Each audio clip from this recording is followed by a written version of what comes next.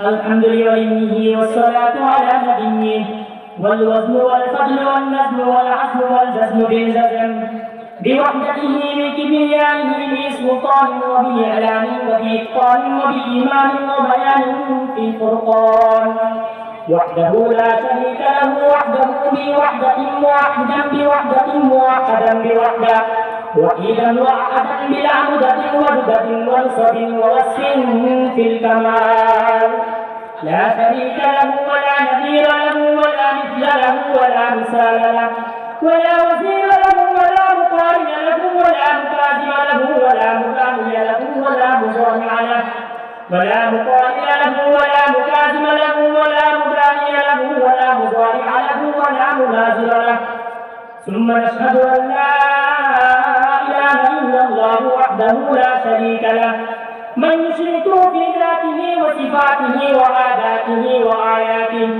أو يتبرك بغيره من نبي وولي وتقي ونقي ونسيم وحسين وزميل وصغير وكبير فعليه الخسران والوبال ثم نشهد أن سيدنا وسندنا ونبينا ومولانا معيدنا مخدومنا منجومنا معصومنا مقصومنا مقصودنا أفضل الخلق جديرنا أعظم الخلق وأشرف الخلق وأحسن الخلق وأجمل الخلق وأنور الخلق من الحسن والصداقة والبيانة والحكاية والإناية والخداعة والأمانة والإمامة أما بعد فأعوذ بالله من الشيطان الرجيم بسم الله الرحمن الرحيم إنا عرضنا الأمانة على السماوات والأرض والجبال فأبين أن يحملنها وأشفقن منها وحملها الإنسان إنه كان ظلوما جهولا وقال النبي الصادق المصدوق صلى الله عليه وسلم القرآن حجة لك عليك صدق الله المولان العظيم وصدق رسوله النبي المؤمن الكريم ونحن على ذلك لمن الشاهدين والشاكرين والذاكرين الحمد لله رب العالمين سبحانك لا علم لنا إلا ما علمتنا إنك أنت العليم الحكيم अंदाज में गुस्समुत शौक नहीं है अंदाज में गुस्समुत शौक नहीं है शायद के उतर जाए तेरे दिल में मेरी बात शायद के उतर जाए तेरे दिल में मेरी बात या वसरत अफलाक में तकदीर मुसलसल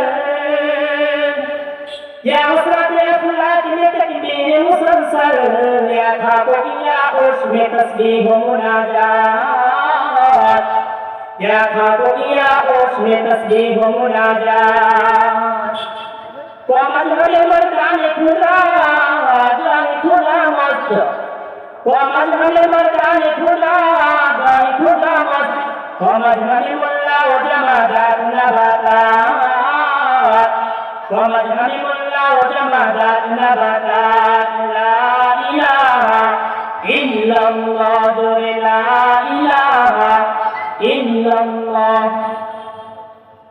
আজকের এই বার্ষিক তাফসীর কোরআন মাহফিলের মুহতারাম সম্মানিত সভাপতি প্রধান অতিথি বিশেষ অতিথি হযরত উলামায়ে কিরাম আল্লাহ পাকের আশিকিন জাকিরিন শাকিরিন মুহিব্বিন মুফতানি আযম কলিজার টুকরা আমার সমবয়সী যুবক বন্ধুগণ স্নেহের ছোট ভাই মাইকের আওয়াজ শ্রবণরত পর্দার আলেম ও বোনেরা রব্বুল আলামিনের দরবারে লাখো কোটি শুকর ও সুজুদ যে মহান রব্বুল আলামিনের ফিতনার জামানায় কোরআন সুন্নাহ ভিত্তিতে সহিহ তরিকায় কিছু কথা আমাদেরকে বলবার মতো এবং আপনাদেরকে শোনাবার মতো ধৈর্য তৌফিক হিম্মত দান করলেন সেই মহান রব্বুল আলামিনের দরবারে সবাই একবার মতো শুরু করে বলে আলহামদুলিল্লাহ রব্বুল আলামিন কোরআন কারিমের মধ্যে বলেন قل لو كان البحر مدادا لكلمات ربي لنفد البحر قبل أن تنفد كلمات ربي ولو جئنا بمثله রব্বুল আলামিন নবীর খবর বলেন, নবীর খবর বলেন নবী আপনি বলে দিন যদি সারা পৃথিবীর সমুদ্রের পানিগুলোকে কালি বানাইয়া এবং গাছের পাতাগুলোকে খাতা বানাইয়া আমি মালিকের প্রশংসা কিভাবে করে লেখা শুরু করা হয়, সমুদ্রের পানি শেষ হয়ে যাবে এবং গাছের পাতা শেষ হয়ে যাবে, তারপরে আমি মালিকের প্রশংসা কিভাবে করে লেখা শেষ করা যাবে না। সুবহানাল্লাহ। সাগরের জলকে কালি করে গাছের পাতাকে খাতা করে তোমার মহিমা দেখা শেষ হবে না, যদিও লিখি প্রভু জীবন ভরে। সাগরের জলকে কালি করে, ঠিক না বলে? সাগরের জল যদি কালি বানানো হয়, গাছের পাতাগুলো যদি খাতা বানানো হয়, মালিকের প্রশংসা কি করে শেষ করা যাবে? শেষ করা যাবে না। এবং আমরা প্রতিপাদ করি সাইয়্যিদুল মুরসালিন রাহমাতুল লিল আলামিন শাফিউল মুসলিমিন খাতামুন নবিয়্যিন সাইয়্যিদুস সাফিয়িন ইমামুল মুরসালিন শাফিউল আযম রাসূলুল আকরাম নবিয়্যুল আরবুল আযম হাবিবে কিবরিয়া আশরাফুল আম্বিয়া সাইয়্যিদুল আম্বিয়া শাফিউল মাহশার সাফিয়ে কাউসার আতাইন আমদাদ মুদিনাত তাজিদা আফতাফি নবুওয়াত ফখরে মাওজুদাত সাইয়্যিদুল মাখলুকাত হযরত মুহাম্মদ রাসূলুল্লাহ সাল্লাল্লাহু আলাইহি ওয়াসাল্লামের উপর সর্বোপরি সকল যাদের অক্লান্ত পরিশ্রম আজকে এই সুন্দর আয়োজন, এলাকার যুবক বৃদ্ধ ব্যবসায়ী চাকরিজীবী বিভিন্ন শ্রেণী পেশার মানুষ, ওলামায়ে হযরত জামিয়া কর্তৃপক্ষ সময় পরামর্শ দিয়ে দোয়া করে উপস্থিত হয়ে মাইক লাইট প্যান্ডেলের ব্যবস্থাপনার মাধ্যমে সহযোগিতার হাত যারা বাড়িয়েছেন প্রত্যেককে আল্লাহ রাব্বুল আলামিন এই খেদমতের বরকতে দুনিয়াতে শান্তি এবং পরকালে চিরমুক্তির ব্যবস্থা করে দিন। সকলে বলি আমিন। আমি আপনাদের সামনে কিছু কথা বলার নিয়তে কোরআন কারীমের একটি আয়াত তেলাওয়াত করেছি। বিশ্বনবী মহান শ্রেষ্ঠ নবী সাল্লাল্লাহু আলাইহি ওয়াসাল্লামের অসংখ্য অগণিত অমীয় বাণী হাদিস শরীফের মধ্যে একটি হাদিস করেছি। আল্লাহ তাআলা যদি চাহে কোরআন ও হাদিসের আলোকে কিছু কথা বলার চেষ্টা করব ইনশাআল্লাহ। রব্বুল আলামিন কোরআনের মধ্যে বলেন, রব্বুল আলামিন কোরআন নবী ওয়াস্ত করবেন আপনার বংশের ঐতিহ্যবাহী মানুষের আত্মজীবনী দিয়ে নয়, আর ইতিহাস দিয়ে নয়, ওয়াজ করবেন কি দিয়ে? ফাযাক্কির বিল কুরআন,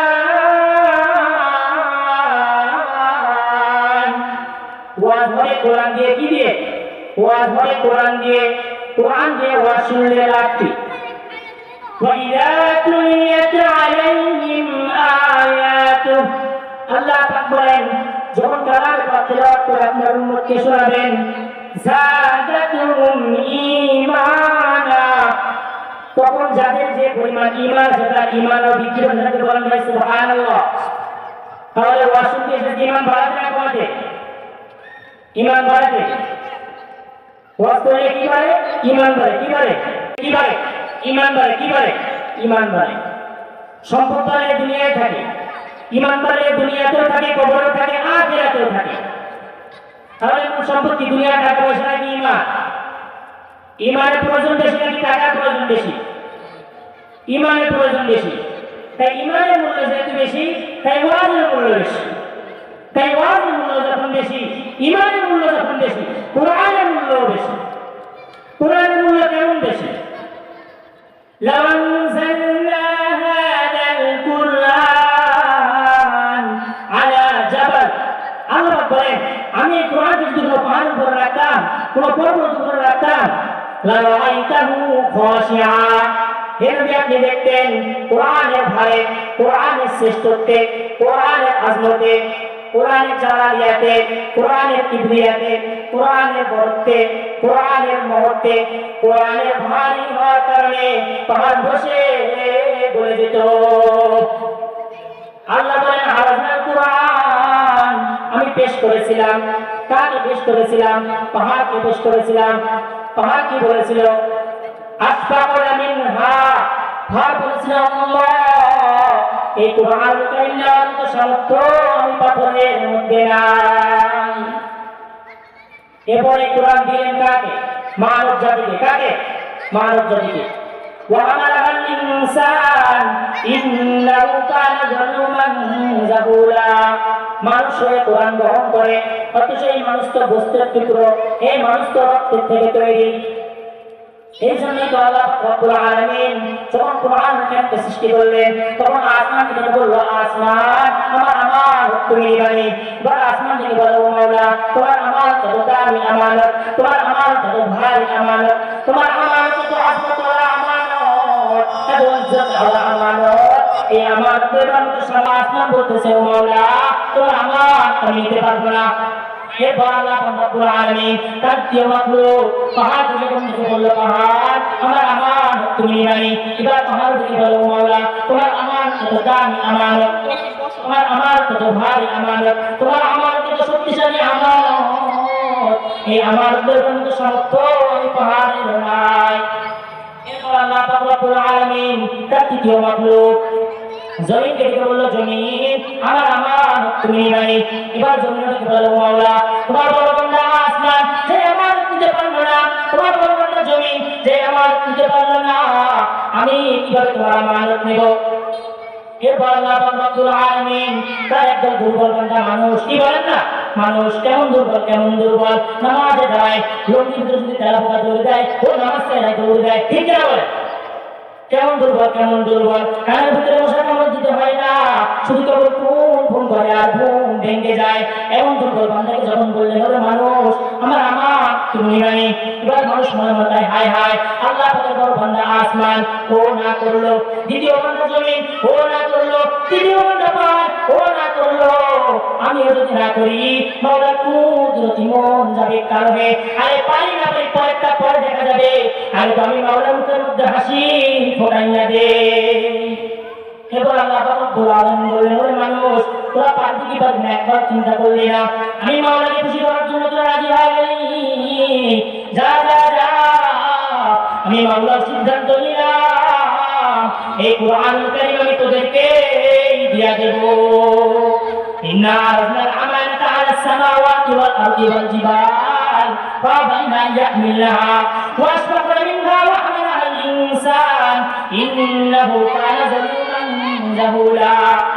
আল্লাহ রাব্বুল আলামিন দেখো মানুষ তোরা এই কোরআন নিতে পারবি কি পারবি না একবার চিন্তা করলি না? তোরা আমি মাওলাকে খুশি করার জন্য রাজি হয়ে গেলি, যা যা যা। এই কোরআনুল কারীম তোদের নিতে হবে না। এই কোরআনুল কারীম তোরা যদি তোদের জবান দিয়ে তেলাওয়াত করবি, আসলে আমি শুধু বলবো পরোয়ার চলো, পরোয়ার চলো, এক একটা আয়াত তেলাওয়াত করবি। আমি মাওলা তোদের জান্নাতের মধ্যে এক একটা বিল্ডিংয়ের বানাইয়া নেব। আল্লাহ রাব্বুল আলামিন বলেন, ওরে মানুষ এই কোরআনুল কারীম তোরা তোদের জবান দিয়ে তেলাওয়াত করবি, সওয়াব কামাবি, নেকি কামাবি। কিন্তু এই কোরআনের ভার বহন করবে কে? বলে এই কোরআনের ভার বহন করার জন্য কোনো নবীর দরকার নাই, কোনো ফেরেশতার দরকার নাই। এই কোরআন কারীম নাযিল করেছে আমি আল্লাহ। এই কোরআন কারীম সংরক্ষণের দায়িত্ব আমি নিজে নিয়ে নিলাম। ইন্না নাহনু নাযালনা যিকরা ওয়া ইন্না লাহু লাহাফিজুন। কোরআন সংরক্ষণের দায়িত্ব কে নিছে? আল্লাহ। আজ 1400 বছর পার হয়ে গেছে, একটা সূরা কেউ পাল্টাইতে পারছে কিনা? সূরা দূরে থাক, একটা আয়াত কেউ পাল্টাইতে পারছে কিনা? আয়াত দূরে থাক, একটা বাক্য কেউ পাল্টাইতে পারছে কিনা? বাক্য দূরে থাক, একটা শব্দ কেউ পাল্টাইতে পারে নাই। শব্দ দূরে থাক, একটা জবর, একটা জের, একটা পেশ, একটা তানবিন পর্যন্ত কোরআন কারীমের কেউ পাল্টাইতে পারে নাই। আল্লাহ রাব্বুল আলামিন বলেন, ওরে মানুষ আমার কুদরত যদি তোমরা দেখতে চাও, কোরআন কারীমের দিকে তাকাও। কোরআন কারীমের এক একটা জবর আমার মাওলার এক একটা কুদরত, এক একটা জের আমার মাওলার এক একটা কুদরত, এক একটা পেশ আমার মাওলার এক একটা কুদরত। কোরআন কারীমের 666 আয়াত, মরমদার 252 আয়াত, মরমদার 236 আয়াত কম বেশি হতে পারে। এক একটা আয়াতের প্রত্যেকটা নুকতায় আমার মাওলার এক একটা কুদরত। সিল্লাবল নামাই সুবহানাল্লাহ। কোরআনের পথে অবিচল থেকে আমার মরণ যেন হয়। কোরআনের পথে অবিচল থেকে আমার মরণ যেন হয়। তোমারই কাছে মিনতি আমার, তোমারই কাছে মিনতি আমার, ও গরহিম দয়াময়, কোরআনের পথে অবিচল থেকে আমার মরণ যেন হয়। প্রিয় মোহতারাম হাজির, আমি যে কথা বলতেছিলাম, বর্তমান মুসলমান তো আমরা কোরআন শিখতে চাই না। বর্তমান শতকরা 92% 6 মুসলমান আমরা দেশে বসবাস করি। মাহফিলে বৈশাখ, বাজারে বন্দরে, চার আড্ডায়, দোকানপাটে সব জায়গায় বলতেছি আমি একজন মুসলমান, মুসলমান সব জায়গায় বলতেছি। কিন্তু আরাকান মুসলমানের দেশ, সিরিয়া মুসলমানের দেশ, লিবিয়া মুসলমানের দেশ, আফগানিস্তান মুসলমানের দেশ, আজকে গোটা পৃথিবীর মুসলমানদের উপর নির্যাতনের সৃষ্টিগুলো চালানো হচ্ছে। আল্লাহ না করুক, তিন দিক থেকে ভারতীয়রা, আরেক দিক থেকে বাংলা, আরেক দিক থেকে সাগর, বাংলাদেশে 56,000 যদি পরাধীন হয়ে যায়, আর কোনো জালেম যদি এই দেশে ক্ষমতাসীন হয়, তারপর মুসলমানদের বুকের উপর রাইফেলের গুলিতে যদি বলে ইসলাম চালিত হবে, ওই মুহূর্তে কে কে বলতে পারবে আমি একজন মুসলমান? ওই মুহূর্তে যে যে বলতে পারবে আমি একজন মুসলমান, তাই হলো প্রকৃতপক্ষে মুসলমান। শুধু নামে বলার দ্বারা কখনো মুসলমান হওয়া যায় না, মুসলমান ব্যক্তিত্বের মাধ্যমে প্রকাশ করতে হয়। তো আমি যে কথা বলতেছিলাম, কুরআনুল কারীম, এই কুরআনুল কারীম এমনি শিক্ষা করা প্রত্যেক মুসলমানের উপর ফরজ। হাদিসের মধ্যে আছে, যতটুকু এলেম শেখার দ্বারা হালালকে হারাম ভাবে চেনা যায়, হারামকে হারাম ভাবে চেনা যায়, ততটুকু এলেম শিক্ষা করা প্রত্যেক মুসলমান এবং নারীর উপর ফরজ। যদি কেউ হাফেজ হয়, হাদিসের মধ্যে পাওয়া যায়, সে ব্যক্তি কিয়ামতের দিন যতজন এমন ব্যক্তি যাদের উপর জাহান্নাম ওয়াজিব হয়ে গেছে, তাদের সুপারিশ পেয়ে যাবে। তো জান্নাতের সুপারিশ করে, জান্নাতটা কেমন হবে, জান্নাত নিয়ে একটু আলোচনা করা হবে। আমার নবী যাই বলতো, তাই হাদিস হয়ে যেত। তো এই কারণে সাহাবায়ে কেরামরা চোখের কোণা দিয়ে তাকিয়ে দেখতেছেন, নামাজের ভিতরে নবীজি হাতের বাঁধনটা ছাইরা একটু সামনে আগায় গেলেন, কি যেন ধরতে গেলেন, ধরতে পারলেন না, আবার পিছনে চলে আসলেন, আল্লাহু আকবার, আবার হাত ধরলেন, নামাজ শেষ করলেন, সালাম ফিরাইলেন। সাহাবায়ে কেরামরা জিজ্ঞাসা করলেন, ইয়া রাসূলুল্লাহ, ইয়া হাবিবাল্লাহ, আজকে নামাজের মধ্যে অপ্রত্যাশিত ঘটনা আপনার সাথে ঘটতে দেখলাম, যার কখনো দেখি নাই। বলে কি দেখলাম? বলে আমরা দেখলাম আপনি নামাজের মধ্যে হাতের বাঁধনটা ছাইরা একটু সামনে আগায় গেলেন, কি যেন ধরতে গেলেন, কিন্তু ধরতে পারলেন না, আবার পিছনে চলে আসলেন। তাই তো বুঝলাম না। এবার নবীজি বলে, ও আচ্ছা, তোমরা দেখে ফেলছো? হ্যাঁ, আমরা দেখে ফেলেছি। তাহলে তোমরা শোনো, আজকে নামাজের মধ্যে এক আশ্চর্য কাণ্ড কারবার আল্লাহ আমার সাথে ঘটাইয়া দিছেন। বলে কি আশ্চর্য কাণ্ড কারবার? বলে আজকে আমি যখন নামাজ পড়াইতেছিলাম, হযরত জিবরাইল পুরো জান্নাতটা হাতের মধ্যে নিয়া আমার নামাজের সামনে আইনা রাইখা দিছে। আমি নবী নামাজ দাঁড়াইয়া জান্নাতের নিয়ামতগুলো দেখতেছিলাম। এর মধ্যে আমি দেখতে পেলাম, ওহো, কেমন নবী আল্লাহ আমাদেরকে দান করেছেন। অন্য নবী আল্লাহর কাছে বলে, আল্লাহ ইন্তেকালের পর তো জান্নাত দেখবই, ইন্তেকালের আগে একটু জান্নাত দেখতে চাই। আল্লাহ বললেন, তারা এই সুযোগ আমি মাওলা তোমাদেরকে দেই নাই, এই সুযোগ আমি মাওলা তোমাদেরকে দেই নাই, তোমরা জান্নাত দেখতে পারবে না। এদিকে অন্যান্য নবীদেরকে আল্লাহ ফিরিয়ে দেয়, আর আমার নবীজি আল্লাহর কাছে বলেন, আল্লাহুম্মা ইন্নী আসআলুকাল জান্নাহ, আল্লাহুম্মা ইন্নী আসআলুকা রিদাকা ওয়াল জান্নাতাল ফিরদাউস। বয়ানের পরে একটা কথা বলে রাখি, যদি কোনো ব্যক্তি সকাল বিকাল মাত্র 3 বার আল্লাহর কাছে বলে আল্লাহ জান্নাত চাই, কি বলেন না, আল্লাহ জান্নাত চাই, আল্লাহ জান্নাত চাই, আল্লাহ জান্নাত চাই, আপনি যদি আরবিতে বলতে পারেন, আল্লাহুম্মা ইন্নী আসআলুকাল জান্নাহ, আল্লাহুম্মা ইন্নী আসআলুকাল জান্নাহ, আল্লাহুম্মা ইন্নী আসআলুকাল জান্নাহ, আপনি যদি আরবিতে বলতে পারেন ভালো, আর না হয় বাংলায় বলতে পারেন, বলেন আল্লাহ জান্নাত চাই, আল্লাহ জান্নাত চাই, আল্লাহ জান্নাত চাই। কয় সেকেন্ড গেল? 3 থেকে 5 সেকেন্ড গেছে। এই 3 থেকে 5 সেকেন্ড যদি একটু কষ্ট করতে পারেন, হাদিসের মধ্যে পাওয়া যায় 3 বার যদি জান্নাত চাই, পুরো জান্নাতটা আল্লাহর কাছে বলতে থাকে, দোয়া করতে থাকে, ও মাওলা কারীম রে, তোমার অমুক বান্দা আমাকে চাই, তুমি ওই বান্দাকে আমার জন্য কবুল করে নিও। আবার যদি 3 বার বলেন, আল্লাহ জাহান্নাম থেকে মুক্তি চাই, আল্লাহ জাহান্নাম থেকে মুক্তি চাই, আল্লাহ জাহান্নাম থেকে মুক্তি চাই, আপনি যদি আরবিতে বলতে পারেন ভালো, আর যদি বলতে পারেন আল্লাহুম্মা ইন্নী আউযু বিকা মিনান নার, আল্লাহুম্মা ইন্নী আউযু বিকা মিনান নার, আল্লাহুম্মা আজিরনি মিনান নার। আপনি যদি আরবিতে বলতে পারেন ভালো, আর না হয় বাংলায় বলতে পারেন। বলেন আল্লাহ জাহান্নাম থেকে মুক্তি চাই, আল্লাহ জাহান্নাম থেকে মুক্তি চাই, আল্লাহ জাহান্নাম থেকে মুক্তি চাই। এই 5 সেকেন্ড যদি একটু কষ্ট করতে পারেন, এই 5 সেকেন্ড বলার সাথে সাথে পুরো জাহান্নামটা কথা বইলা আল্লাহর কাছে বলতে থাকে, ফরিয়াদ করতে থাকে, ও মাওলাই কারীম রে, তোমার বান্দা আমার থেকে বাঁচতে চায়, তুমি ওই বান্দাকে আমার থেকে বাঁচাইয়া দিও। তোমরা মাইয়া আমার এই ছোট্ট একটা আমল আমরা করবো প্রতিদিন। কারা কারা 2 হাত তুলে আল্লাহকে দেখান। আমরা ওয়াজ তো অনেক শুনি, কিন্তু ওয়াজ থেকে যাওয়ার পর যেই লাভ সেই করি, ওয়াজ থেকে যাওয়ার পর যেই লাভ সেই করি। তো আমরা একটা টাইম বানিয়ে নেব যে কমপক্ষে আমি সকাল বিকাল মাত্র 3 বার আল্লাহর কাছে জান্নাত চাইবো, জাহান্নাম থেকে মুক্তি চাইবো। তো নবীজি বলে আল্লাহুম্মা ইন্নী আসআলুকাল জান্নাহ। এবার সাহাবায়ে কিরামরা বলেন, এবার সাহাবায়ে কিরামদেরকে আল্লাহ পাক বলেন, এবার জিবরাইলকে আল্লাহ পাক বলেন, ও জিবরাইল, আমার রাসূল জান্নাত দেখতে চাইছে। এবার জিবরাইল বলেন, ও আল্লাহর নবীকে জান্নাতে নিয়ে আসবো। তখন আল্লাহ পাক বলেন, ও জিবরাইল রে, আমার রাসূলকে জান্নাতে আনা না আনাটা পরের ব্যাপার, আমার রাসূল জান্নাত দেখতে চাইছে। আর আমি আমার রাসূলের আজমতকে এত বাড়াইছি, আমার রাসূল যেখানে থাকবে পুরো জান্নাতটা হাতের মধ্যে নিয়ে তোর রাসূলের নামাজের সামনে হাজির হয়ে যাবে। এবার রাসূল বলেন, আমি নামাজে দাঁড়িয়ে জান্নাতের নামাজ নিয়ামতগুলো দেখতেছিলাম। এই মধ্যে আমি দেখতে পেলাম জান্নাতের ফল আনা হয়, জান্নাতের আনার আনা হয়, জান্নাতের বেদানা আনা হয়, জান্নাতের আঙ্গুর আনা হয়, কয়েক ধরনের ফল আনা হয়। এর মধ্যে একটা ফল জান্নাতি আঙ্গুর ফল। কি ফল বলেন না? জান্নাতি আঙ্গুর ফল।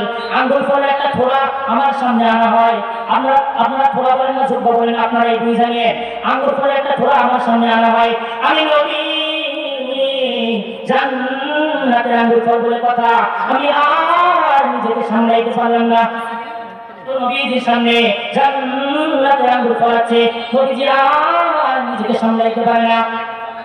বর্তমান যুবকেরা তো ছোটবেলায় জিলাপি লোভে সামলাইতে পারে না, জুতা পর্যন্ত হারায় যায় ওই জিলাপি ধরতে যায়। তো নবীজি বলেন, তোমরা যে দেখছো আমি নামাজের মধ্যে হাতের বাঁধনটা সেইরা একটু সামনে আগায় গেছি, কি যেন ধরতে গেছি কিন্তু ধরতে পারি নাই, আমি জান্নাতি আঙ্গুর ফল ধরতে গেছিলাম। সাহাবায়ে কেরামরা বলেন, ইয়া রাসূলুল্লাহ, ইয়া হাবিবাল্লাহ, এটা কি করলেন? কি করলাম? জান্নাতি আঙ্গুর ফল ধরতে গেছিলেন, তো ধরলেন না কেন? এবার নবীজি বলেন, ও সাহাবায়ে কেরামরা, তোমরা কি বলো না বলো, জান্নাতের একটা আঙ্গুর ফল তোরা কত বড়, যদি যে আমি ওইটা ধরে আনতে পারি নাই। এবার সাহাবায়ে কেরামরা বলেন, জান্নাতের আঙ্গুর ফল কত বড় যে আপনি ওইটা ধরে আনতে পারেন নাই। এবার নবীজি বলেন, শোনো, জান্নাতের একটা আঙ্গুরের ফল কত বড়, আমি যদি জান্নাতের একটা আঙ্গুরের ফল আনতাম, আমি থেকে নিয়ে কিয়ামত পর্যন্ত সমস্ত পুরুষরা, সমস্ত নারীরা, আমি সহ সমস্ত উম্মতরা জান্নাতের থোড়া থেকে আঙ্গুর খাইতো, তারপরে জান্নাতের একটা আঙ্গুরের থোড়াও শেষ হতো না। জান্নাত চির সুখের ঘর, জান্নাত চির সুখের ঘর গো, জানতে যদি তুমি মায়া ঘেরা রঙিনে পৃথিবী হয়তো সুখের ভূমি। জান্নাত পাওয়ার সহজ পাচ্ছে তো শহীদি মরণ, জান্নাত পাওয়ার সহজ পাচ্ছে তো শহীদি মরণ। জান্নাত পাওয়ার সহজ পাচ্ছে তো শহীদি মরণ। শহীদ হলে খোদার রাহে, শহীদ হলে খোদার রাহে, তবে জান্নাত পাবে তুমি মায়া ঘেরা রঙিনে পৃথিবী নয়তো সুখের ভূমি। হুজুর, আপনি জান্নাতের আঙ্গুরের উদাহরণ দিলেন, এখান থেকে তো আমরা বুঝতে পারলাম যে পেট ছোট খাবার বড়, পেট ছোট খাবার বড়। তো আমরা তো আগে জানতাম খাবার বড় হয় পেট, খাবার ছোট হয় পেট বড় হয়। তো আপনি জান্নাতের আঙ্গুরের উদাহরণ দিলেন, সেখান থেকে তো আমরা জানতে পারলাম যে জান্নাতের খাবার হবে বড়, পেট হবে ছোট। তো এত বড় বড় খাবার, এত বড় বড় আঙ্গুর, এগুলো খাওয়ার জন্য তো আমাদের শক্তির দরকার। খাওয়ার জন্য শক্তির দরকার আছে নাকি নাই? জোয়ান মানুষ যা খেতে পারে, বুড়া মানুষ তা খেতে পারেনি, কখনোই খেতে পারে না। ইফতারের আগে আমরা চিন্তা করি মা আজকে যা রান্না করেছে সব খাবো, বিবি আজকে যা রান্না করেছে সব খাবো, ছেলে আজকে যা রান্না করেছে সব খাবো। কিন্তু আল্লাহু আকবার, খাইতে বসে 40 প্রকারের আইটেম, কয় প্রকারের আইটেম? 40 প্রকারের আইটেম। একটা একটা করে খাওয়া আরম্ভ করে। 3টা মাত্র খিচুড়ি খায় আর 1 গ্লাস পানি খায়, ওর ব্যাটাগিরি শেষ। কি শেষ? ওর ব্যাটাগিরি শেষ। এরপরে যা খায় তা অতিরিক্ত খায়। যদি অতিরিক্ত নাই হইতো তাহলে ইফতারির পরে চিৎপটাং দিয়ে শুয়ে থাকতো না। বলে অন্য সময় দিয়ে এমন শুয়ে থাকে না, ইফতারির পরে এমন শুয়ে থাকে কেন? বলে 3টা খিচুড়ি 1 গ্লাস পানি যথেষ্ট ছিল, অতিরিক্ত খায় ফেলছে। তো আমাদের শক্তি কেমন? 3টা খিচুড়ি আর 1 গ্লাস পানি।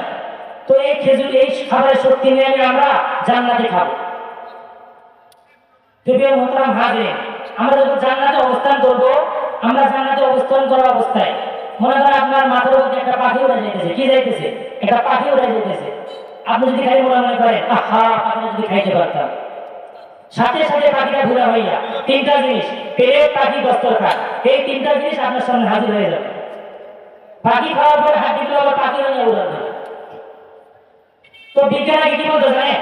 বিজ্ঞান বলতো যে হুজুর এই সমস্ত গাছগুলি পায় কোথা থেকে, নবী এই সমস্ত গাছগুলি সংখ্যা পায় কোথা থেকে? যে মনে মনে খালি বলে পাখি ভোলা হয়, পাখি আবার যখন খাওয়ার পর হাত দিয়ে নিচে রাখে, হাত দিয়ে আবার পাখি হয়ে উড়ান দেয়। তো এই কথাগুলো পাখির কাছে অ্যাটাক করে কেন? বিজ্ঞানের তো মাথা ঘুরে যায়। তো আমি বিজ্ঞানীদের জবাব বলতে চাই, বিজ্ঞান বর্তমান আবিষ্কার করেছে রিমোটের চুলা। কিসের চুলা? রিমোটের চুলা। মোবাইলের মাধ্যমে, সফটওয়্যারের মাধ্যমে সংযোগ করে চুলাকে চালানো যায়। তো রিমোটের চুলার মাধ্যমে,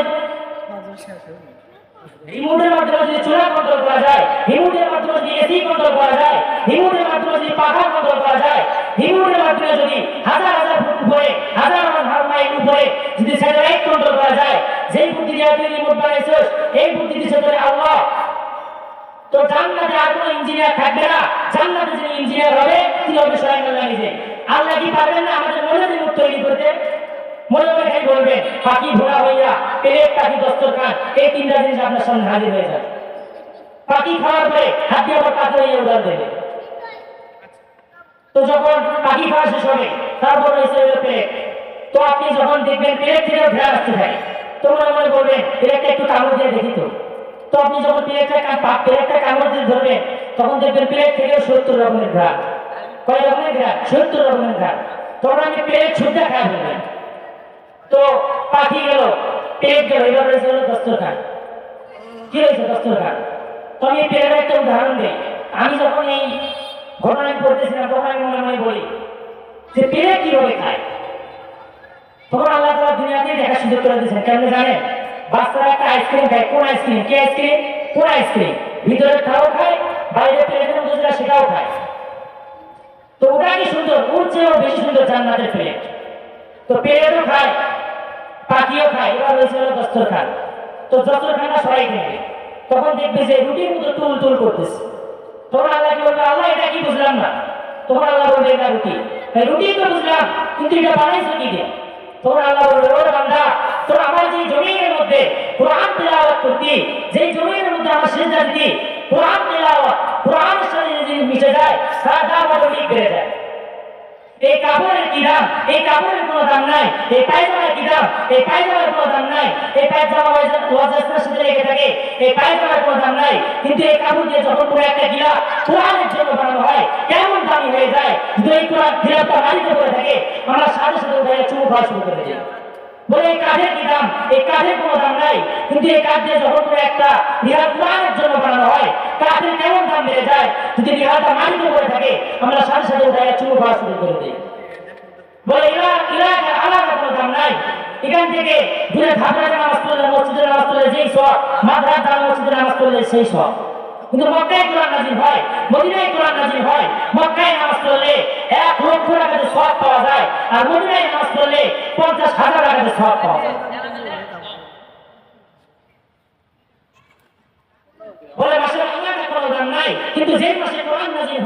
রমজান মাস কেমন দামি হয়ে যায় বলে 12 মাসের মধ্যে শ্রেষ্ঠ হয়ে যায়।